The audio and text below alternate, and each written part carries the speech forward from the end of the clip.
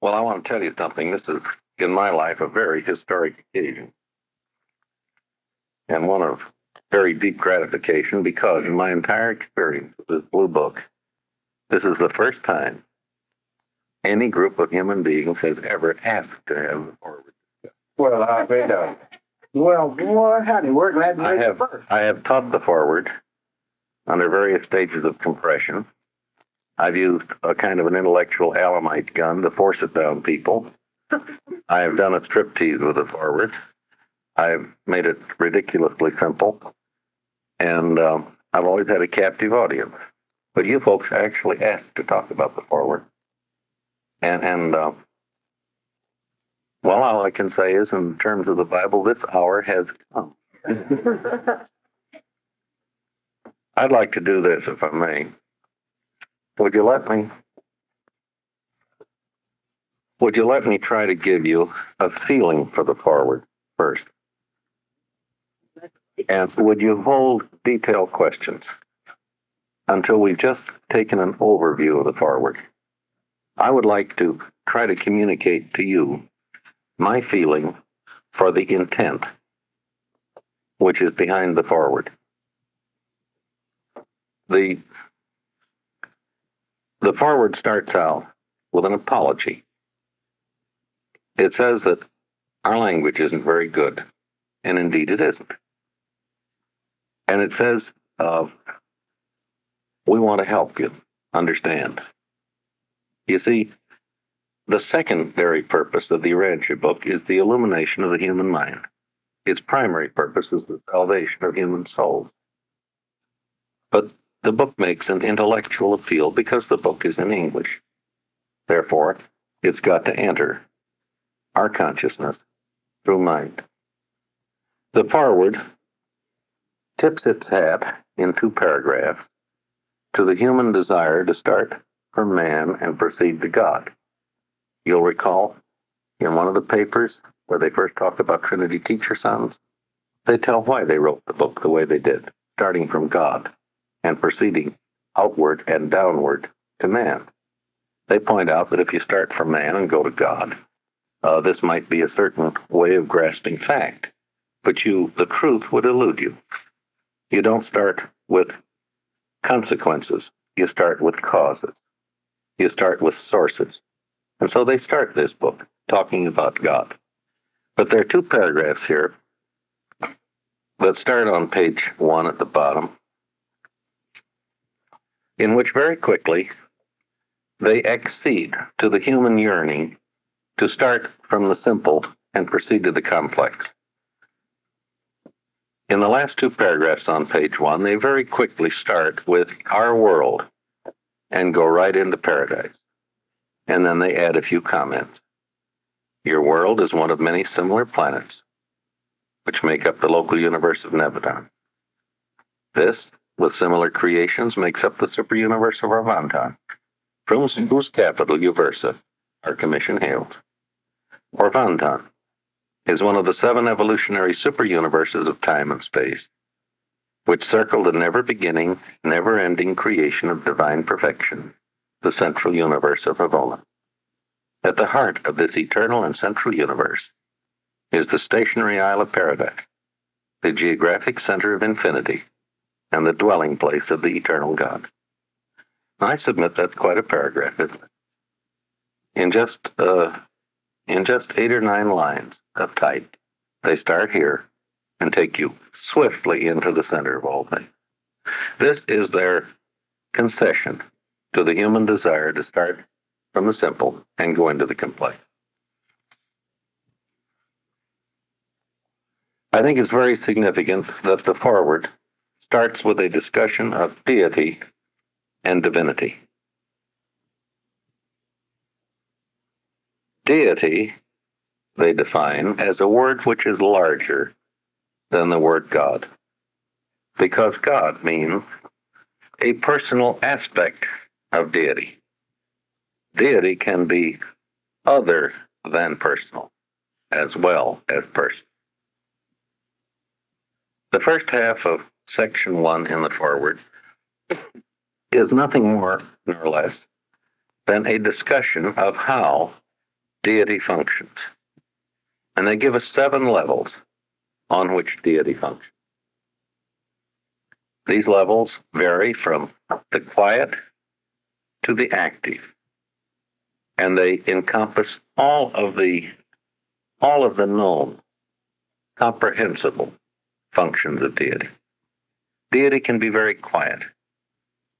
Deity can also plan.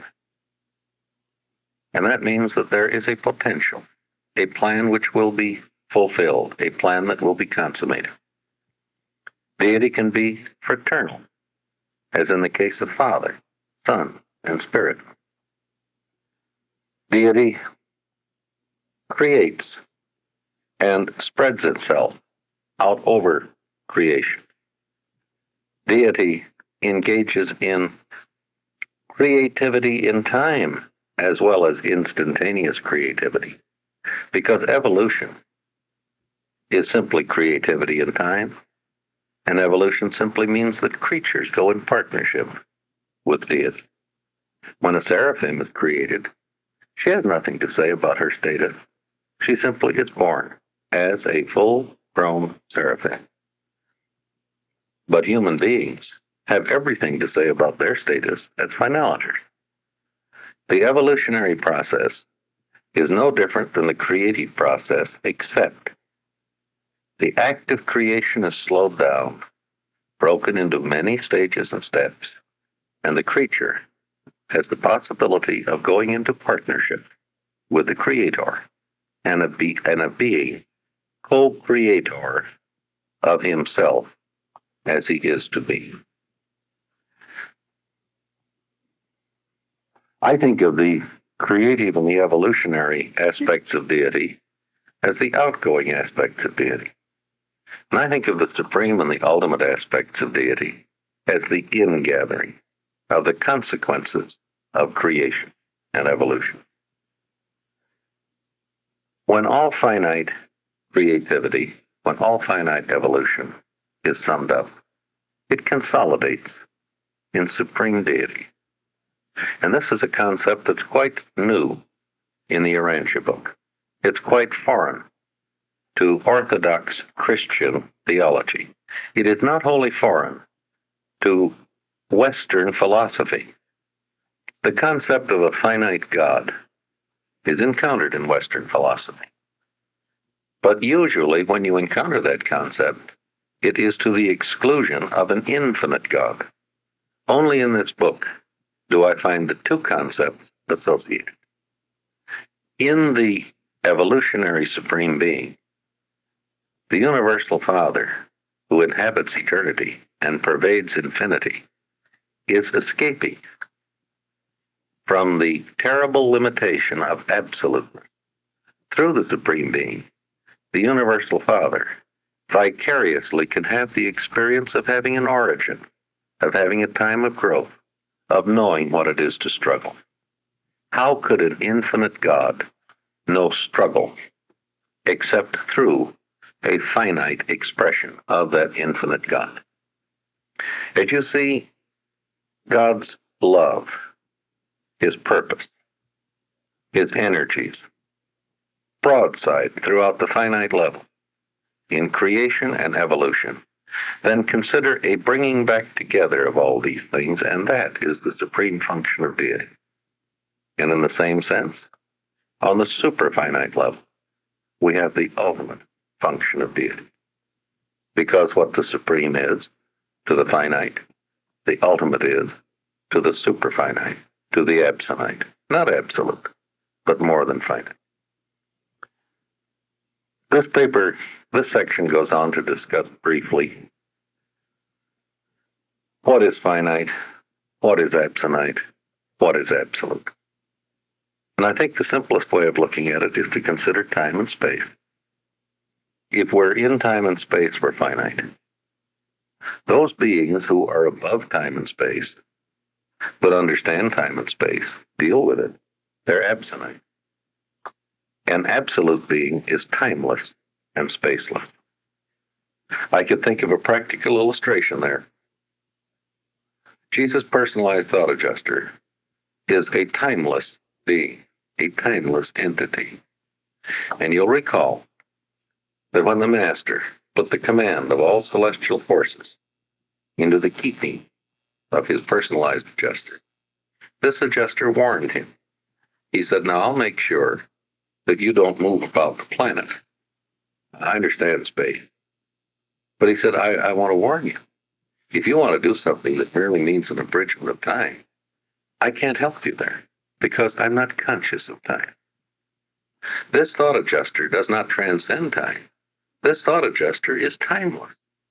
Time has no meaning to the thought adjuster.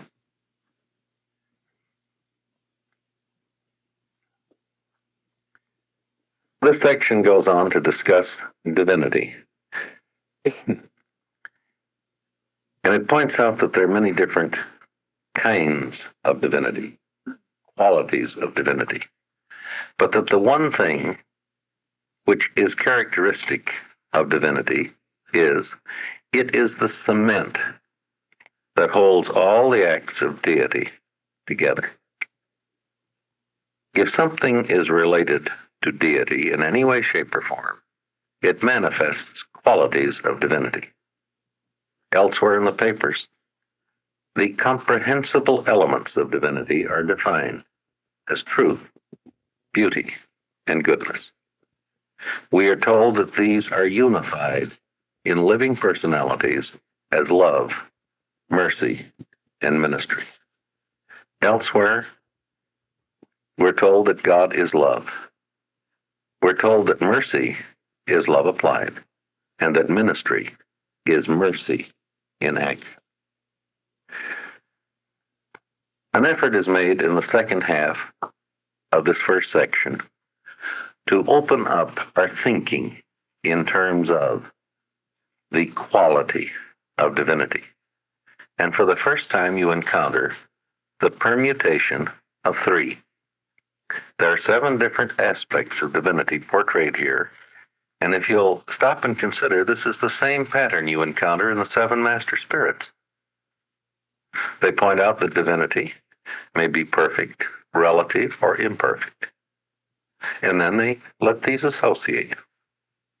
And you wind up with 7 different possible combinations. And I think if you think of 3 in relation to 7, you'll find this pattern more than once. Perfect in all respects, imperfect in none. Perfect in some respects, relative in other respects, imperfect in none.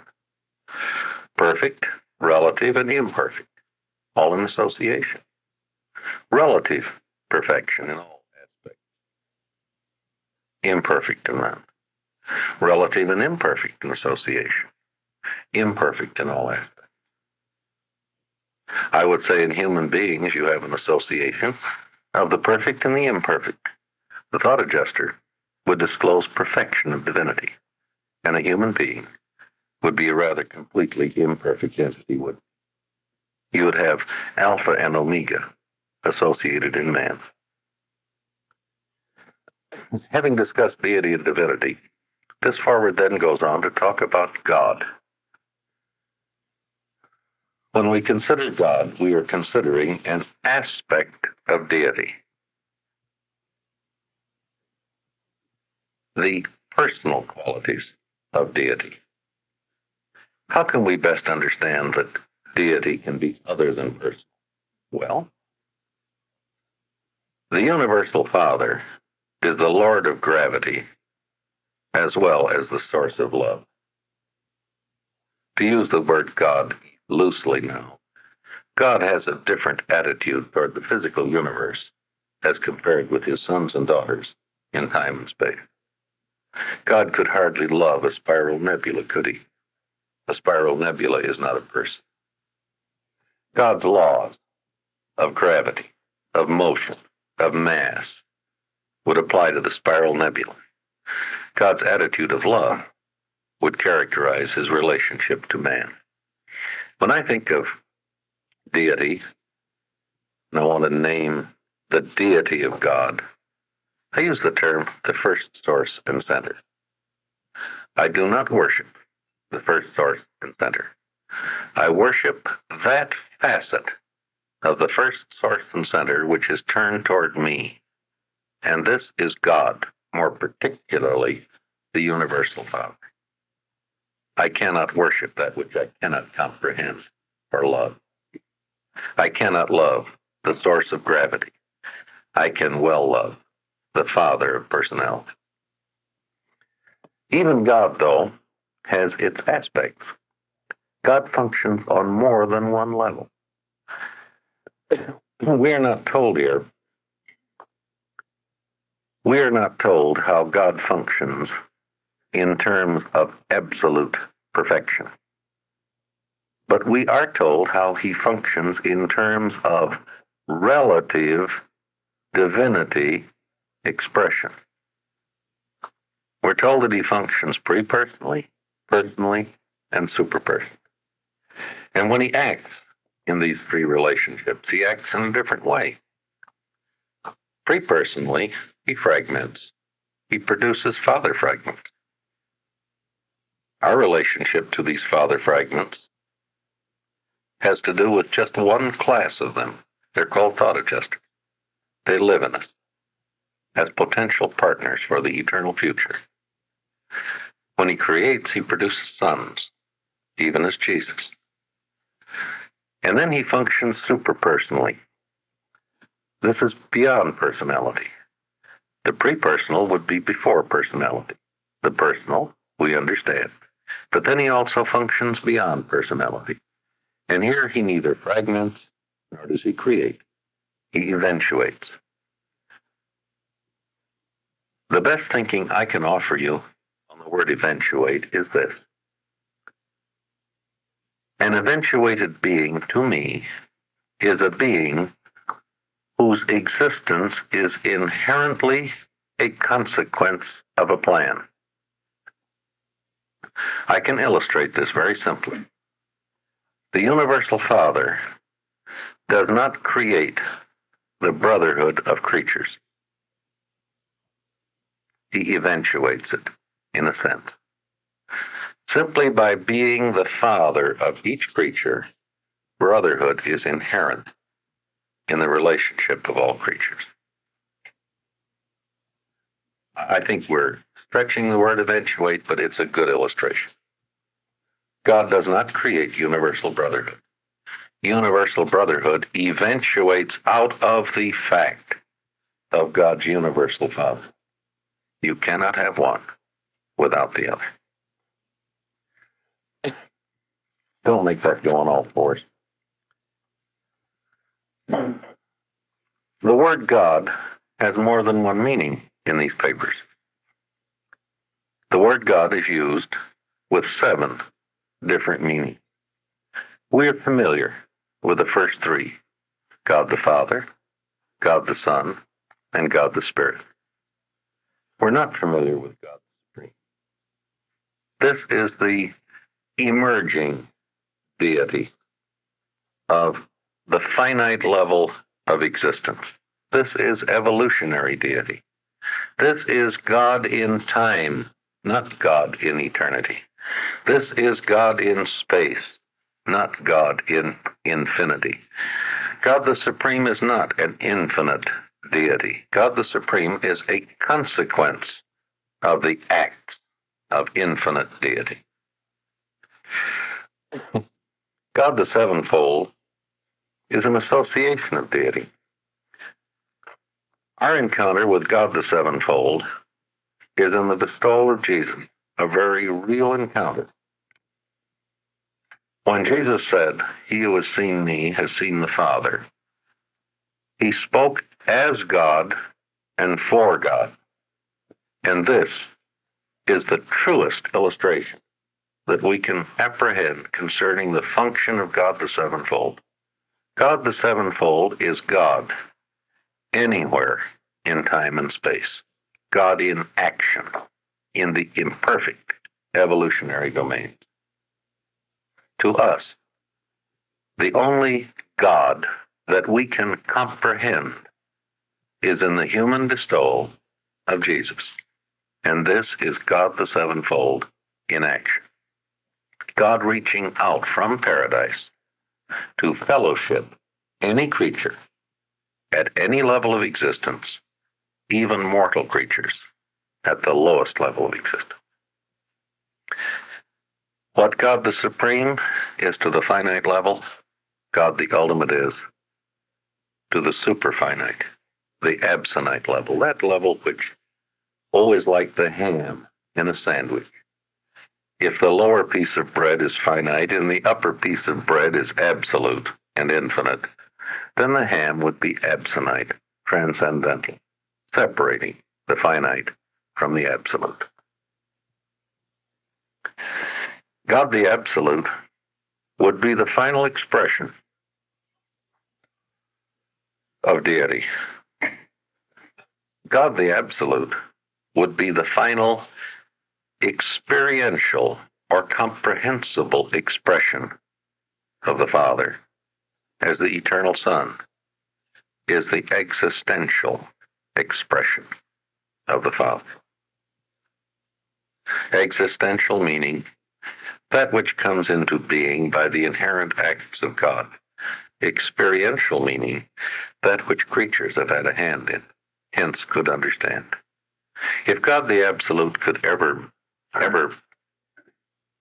appear in fact and in completion, then through God the Absolute, we might understand God the Father as infinite.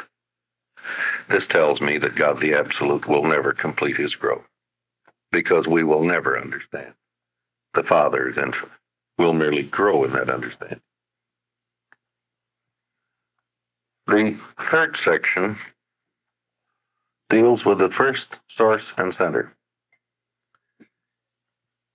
I'm intrigued with the fact that they speak of the first, second, and third sources and centers, but there are only two sections in these papers which use those captions. They discuss the first source and center, and I believe over in paper 9 they discuss the third source and center. You see, God the Father and God the Spirit are quite alike, and they're both quite different from God the Son. The Father and the Spirit are personal, as is the Son, but they're also everything else besides being personal. They have many other than personal characteristics. The Son is personal and only personal. That's why the Son can't fragment himself, as both the Father and the Spirit can. You can't fragment a personality. And the Son can find nothing in his deity to fragment, because there's nothing in his deity which is not personal. He is the full personal expression of God. The Father and the Spirit are equally personal, but they're also much that is other than personal. Hence, they can fragment themselves. And so you have Father fragments, and you have Spirit fragments. Son fragments, you will recall, come from the Creator Son, not from the Eternal Son. Sun-fused mortals derive their spirit endowment not from the Eternal Son, but from the Creator Son of their local universe. In this third section, we are for the first time introduced to the seven absolutes of infinity. And we're told about the relationship which the first source and center has to these seven absolutes. And I think the easiest way to think about these seven absolutes is to think of them in terms of matter, mind, and spirit. The second source and center is the source of spirit. The third source and center is the source of mind. Not that there is not also spiritual ministry there. The paradise source and center, the eternal isle, is the source of all things material and the controller of all things material. And then the easiest way to think of these three absolutes is as the reservoirs out of which the matter, the mind, and the spirit of the evolving present and the unexpressed future is coming. From the unqualified absolute come the evolving universes. From the deity absolute come the spirit beings which are being created and will be created. From the universal absolute, perchance, they draw upon for mind. I'm not so sure about the last one, but I'm pretty sure about the first two. But I think it's a good, convenient way of looking at this. Example, when a local universe Mother Spirit creates seraphim, they appear in what is it, unit formation, 100 and some odd thousand of them. It's a large number of seraphim. They don't come from nothing. They come from something. When a cloud appears in the sky, that cloud does not come from nothing. That cloud was there in the form of invisible water vapor before a change in temperature made it visible. These seraphim that are created were potential in the universe before the creative spirit, by her creative action, transformed them from a potential to an actual. The unborn of the next generation are potential in the germplasm of the present generation of living human beings. And if they weren't potential, they jolly well could never become actual, could they?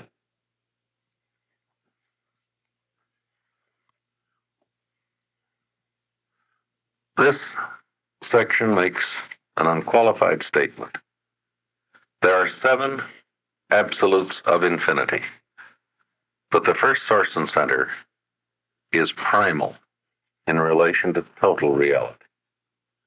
This is not polytheism we're studying. This is monotheism. There is only one infinite being. Others share his infinity and his absoluteness, but none takes precedence over the first source and center. God, the universal Father, is the personality of the first source and center. And then they discuss how God is related to the universe. And we see that God is not directly related to the universe, except in one aspect. God is related to creation, to the universes, through his 6 associated absolutes, except in one particular. He is the direct father of every personality in existence. All personalities derive that quality of being from the universal Father, and they are linked to the Father by the personality circuit. The other 6 absolutes do not participate with the Father in this bestowal of personality, with one minor exception. The infinite spirit, the third source and center, has the Father's proxy. He's the Father's attorney in fact, and he can act for the Father. But again, this is a delegation of creative power. This section goes on to talk about reality. They point out that the maximum reality which we can understand is a finite God. And let's face it, we want God to have a beginning, don't we? A beginningless God is really beyond our comprehension. The only reason we accept an unbeginning God is because it's ridiculous to have a beginning. Because if he has a beginning, who's his father? Who's his grandfather? Who's his great-grandfather? We have the choice between an uncaused cause or an endless series. Do you see that? And the endless series, of course, is ridiculous. The Greeks tried it. Back of Zeus, they had Cronus, and back of him, they had someone else. But eventually you give up. And you simply start with the uncaused cause. The section goes on to point out that conceptually, we need a beginning. And though there never was a beginning, they're going to give us one in concept. But they warn us this is not a reality. To God, to deity, prior to any self-distribution, they give the name the I Am. And they say, this is a philosophic concept. This is not a reality.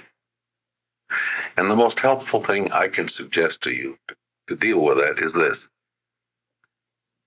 We use the number 0 in all our mathematics, but you have never seen nothing, have you? You can see 1 of something, or 1.5, or 2, but you've never seen a 0 of anything, have you? And yet we think in terms of 0.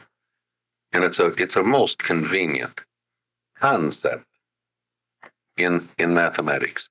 0 is a valid concept, but 0 is not a factual reality, only a concept of reality. Are you with me? The term I am is just as valuable a thinking tool as the term 0, but neither are factual. Nevertheless, they qualify. They say, now look, the I am may be a theoretical concept and a philosophic concession, but the infinite is not. The universal Father is the infinite. I think of the term first source and center as this. When you get down to the level of the 7 absolutes, and you want to isolate out the infinite, it is the first source and center.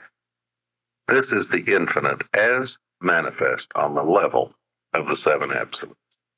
Just as when you want to say, what is the personality of the first source and center? The answer is God. What name do we give to that personality? The universal Father. That is the name of our choosing. How could he have a name? He's nameless.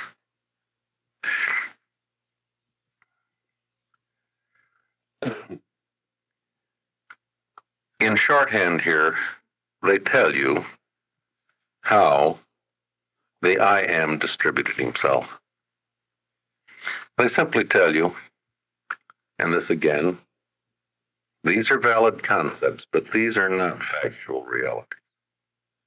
They simply say that I'm going to use the word God to describe pre-God because it's a simpler way of telling the story. They simply say that God separated himself from total reality. And if he hadn't done that, there would have been no room in which anything could take place. Because how would you squeeze something in where God filled all things? God, as it were, contracted himself, and he can do this because he has will. What he contracted himself into is the essence of deity, at the heart of which is will. And what he left behind is the essence of non-deity, non-will. One of the greatest criticisms I ever read of the book of Genesis was written by a Zoroastrian theologian about 250 AD. It's in the Pahlavi texts. And this Zoroastrian, in criticizing Genesis, says, God was not alone. Because when God commanded, let there be light, in order for that command to have effect, there must also have been present an obeyer of commands. And I borrow that term from the old Zoroastrian theologian. The unqualified absolute is the obeyer of commands. When deity takes snuff, the unqualified absolute sneezes. Now, when God separates himself from that which is not deity, he still links himself to that which is not deity. This linkage is the function of the universal absolute, the conjoiner of the non-deity absolute from the deity absolute. And I think 3 links linked together is an excellent symbol for that relationship. God still fills all deity. And I think of God as contracting within deity, while at the same time he expands to continue to fill all deity. I think of God as separating himself from the Son, of conjoining himself with the Son, of constituting the Trinity as a thing that happens simultaneously. So that instead of one of these circles, the three circles, just being full of God, this circle is now a triconcentric circle. It is full of the Trinity. And in so doing, God achieves companionship. He separates himself from absolute personality. And in so doing, he becomes the Father of the absolute person, who thereby becomes his Son. And if he can become Father of the absolute person, he can become Father of any person. He ceases to be the absolute person, but becomes the universal Father of the absolute person and of all other persons. At the same time that he does this, when he expresses himself absolutely as a person, he expresses himself absolutely as a non-person, and this is the origin of the island of paradise. Or, to anthropomorphize it, paradise is the absolute machine which God built for the same reason that men build machines, to perform repetitive acts. The physical governing of the physical universes is a repetitive act, and God devised a flawless machine to do this job for him. Why should he personally attend to it when a machine, an absolute machine, can do the job?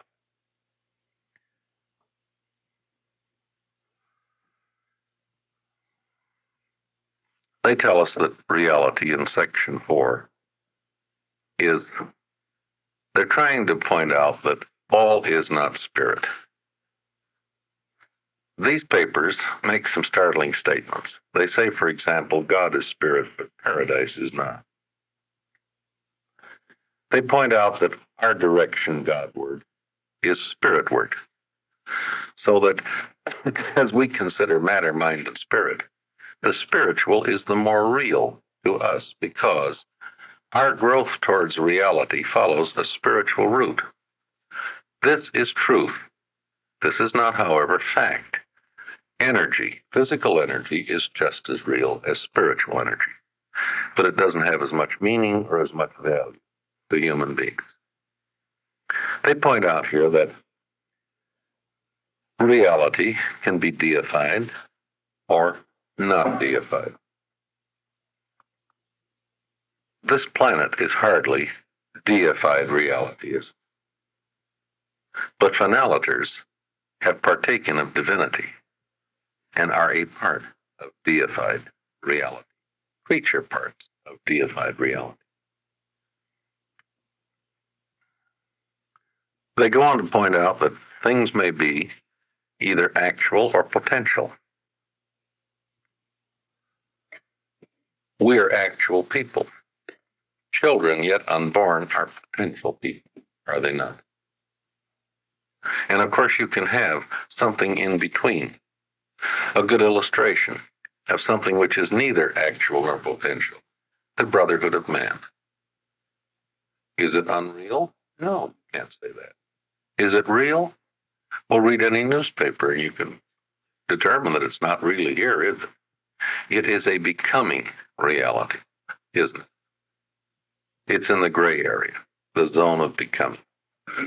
Are human beings real? Yes and no.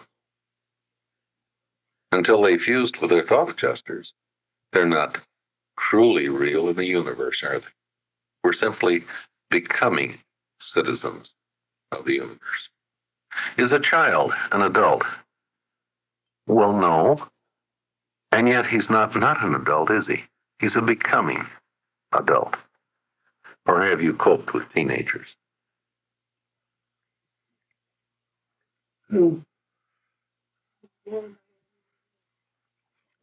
This section closes with a discussion of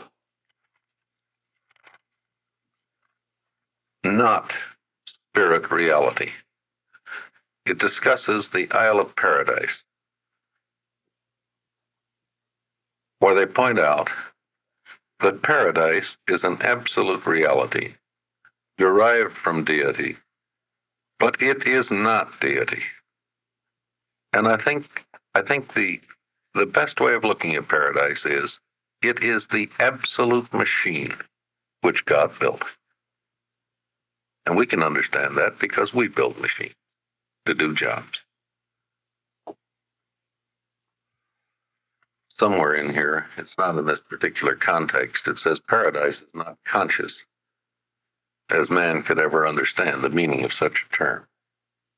Paradise, in some way, is a knowing reality. Paradise is not mindless, but it does not have mind as we could ever understand the meaning of that word. You should think of paradise in two ways.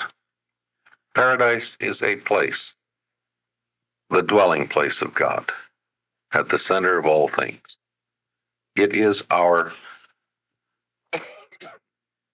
final destination in our quest for God.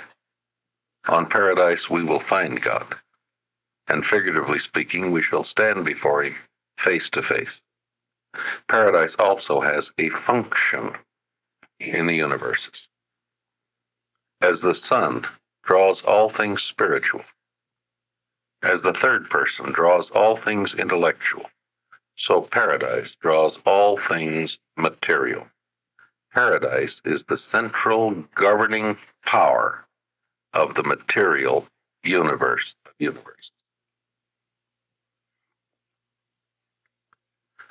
Section 5 talks about personality realities, and it points out that personality comes from God, and that all reality that is linked with personality is associable. Pre-personal fragments, superpersonal beings are all contactable and associable with personality and personal beings. This is a part of deity reality, in contrast to the not personal, which can never be associated with a person. Man has no fellowship with a rock, but man can have fellowship with an adjuster, a seraphim, or a transcendentler, given enough time to have contact with transcendentlers. And they would be superpersonal beings.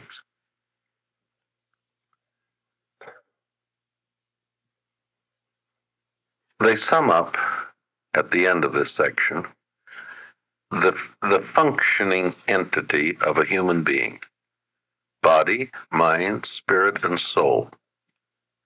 The body, our life mechanism. The mind, which we think with and confuse ourselves with.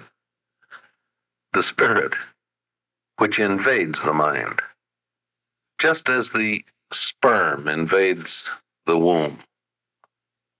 And the soul is the embryo that comes into origin as a result of that cosmic conception.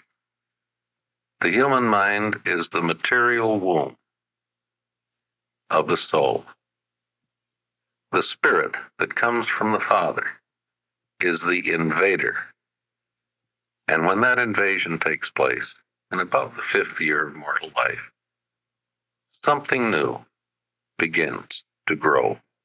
And this is the embryonic soul that evolves within the womb of the mind. And this is the soul which has the capacity to survive death. They point out that personality is none of these things.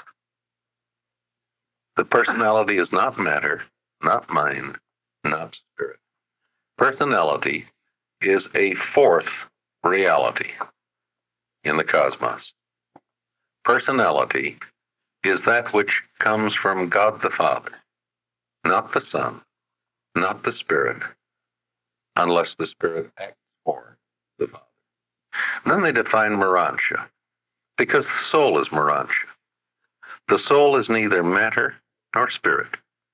And the best definition I know of Urantia is, it is a fabric, the warp of which is physical, the woof of which is spiritual. And now, turn over the cassette, and we'll continue on side 2.